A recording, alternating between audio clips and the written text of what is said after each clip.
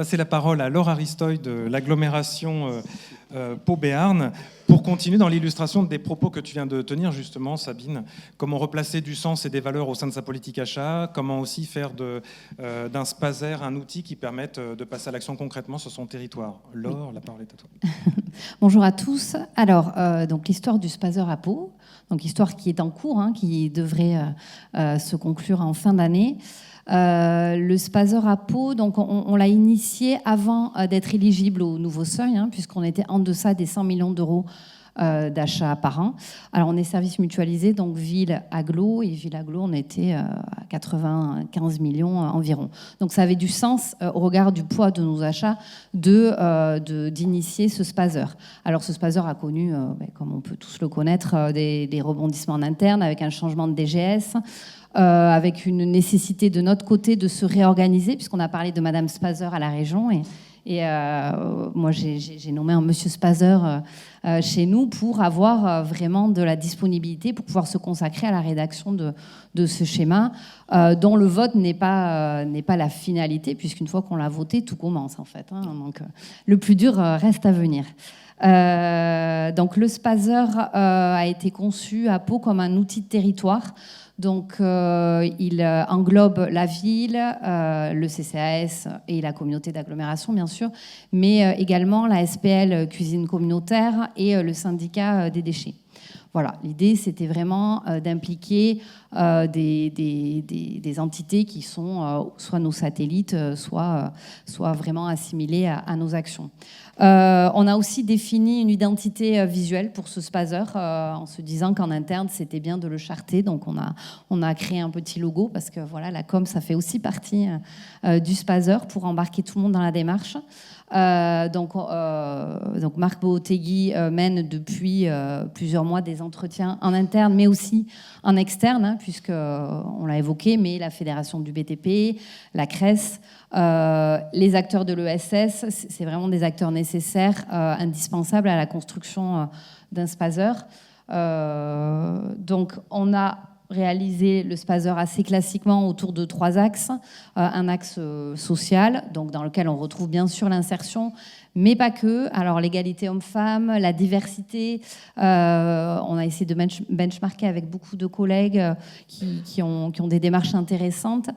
Ça nous semble rester aujourd'hui une gageure, mais voilà, j'ai entendu que sur l'égalité homme-femme, il y avait peut-être des indices qui allaient naître, donc ça peut être vraiment intéressant comme levier. L'axe santé et protection de l'environnement, là, qui recouvre des champs assez classiques, et un axe performance de la commande publique, qui est un axe sur lequel on se challenge vraiment, nous, en tant qu'acheteurs, pour faire progresser nos process en interne et améliorer nos communications, nos documents, faciliter l'intelligibilité de nos documents pour nos entreprises et multiplier les actions qu'on peut mener envers nos partenaires en termes de communication et de concertation. Voilà. Donc on a prévu d'adosser à ce Spaser une boîte à outils parce que pour pas effrayer effectivement les collègues en leur livrant le paquet, il est important aussi à notre sens de leur mettre à disposition une boîte à outils avec des idées de critères, des idées de clauses, des listings d'entreprises de l'ESS avec un annuaire vivant.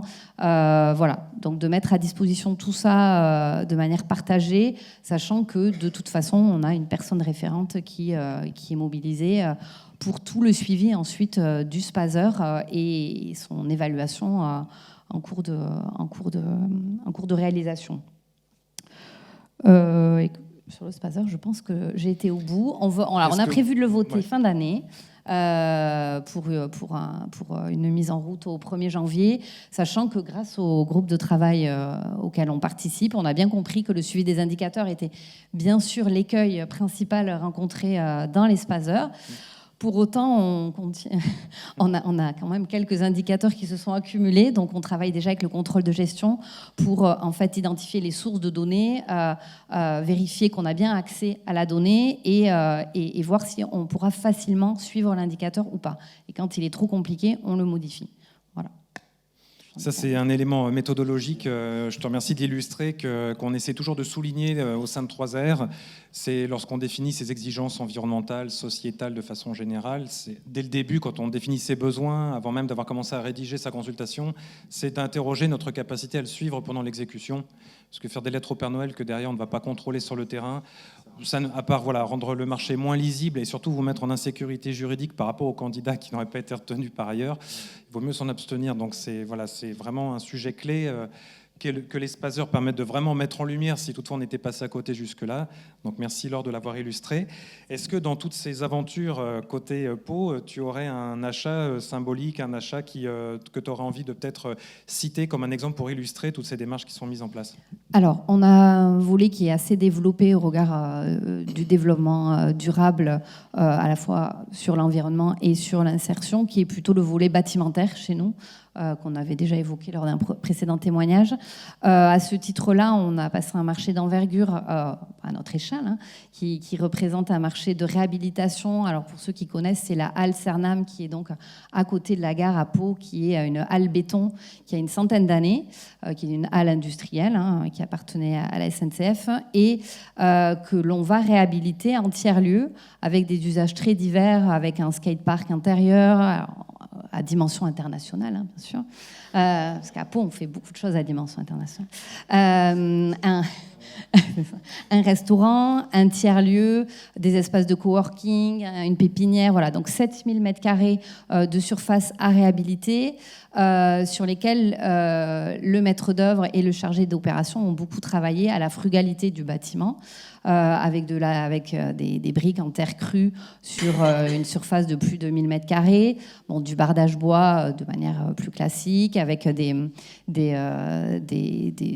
orientations stratégiques pour l'ensoleillement, également l'approche bioclimatique avec une production sur site d'énergie, avec le photovoltaïque, la géothermie, une ventilation naturelle, et on aimerait bien aboutir aussi à de l'hydroélectricité, mais là on est plus en discussion avec l'État puisqu'on a un cours d'eau à côté, donc c'est un peu plus compliqué. Et enfin, un pilotage de tous ces équipements avec un système de microgrid qui permet de piloter la performance énergétique du bâtiment, de l'ajuster. Alors, voilà, techniquement, je ne peux pas vous en dire plus.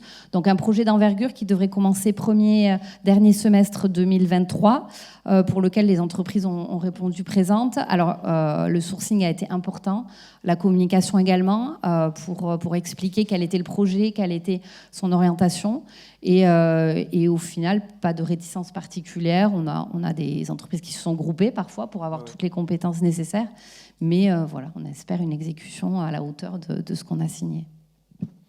Merci beaucoup Laure pour cet exemple qui, une fois de plus, illustre plein de facettes de l'achat responsable, parce que quand on parle de bâtiments bioclimatiques ou sobres en termes de consommation d'énergie, on se projette pas uniquement sur l'achat au niveau de la réhabilitation d'un bâtiment, mais on se projette aussi sur les décennies d'exploitation derrière. Donc ça, c'est l'approche en coût. L'approche cycle de vie de l'achat, c'est un sujet qui est très très cher à 3R aussi.